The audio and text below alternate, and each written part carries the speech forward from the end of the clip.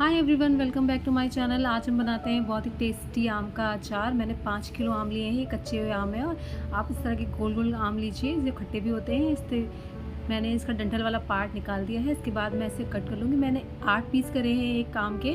आप अपनी इच्छानुसार इसे अपने शेप में कट कर सकती हैं। ये होममेड अचार बहुत ही टेस्टी होता है और आप अपने अकॉर्डिंग इसे मॉडिफाई कर सकती हैं।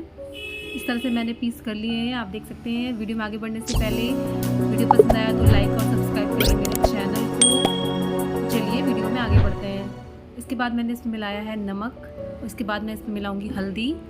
हम इसे अच्छे से मिक्स कर लेंगे। नमक और हल्दी मिलाने के बाद मैंने इसे रात भर के लिए ऐसे ही छोड़ दिया था, जिससे जितना भी एक्सेस वाटर है वो रिमूव हो जाए। और सुबह मैंने इसे धूप में 2 से 3 घंटे के लिए अच्छे से सुखा लिया है, जिससे जो भी एक्सेस वाटर है वो सूख जाए और आपका अचार सालों साल चले। अब इसमें मिलाएंगे हम लोग मसाले। मैंने इसमें मिलाया सबसे पहले तेल डालने के बाद आप इसको अच्छे से तेल से कोट कर ले हर फाँक को। इससे आपके मसाले बहुत अच्छे स्टिक होते हैं। फिर मैंने इसमें मिलाया है नमक। मैंने आधा किलो के करीब नमक इस्तेमाल किया है।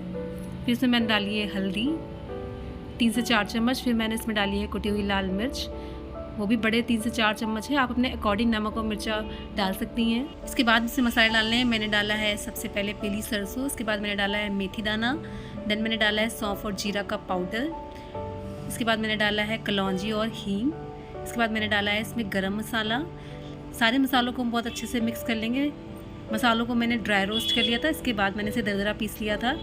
तो आप देख सकते हैं सारे मसाले अच्छी तरह से मिल गए हैं। दिन मैं इसमें डालूंगी एसिड, इससे आपका अचार ख़राब नहीं होता और आपके अचार में खटास बनी रहती है।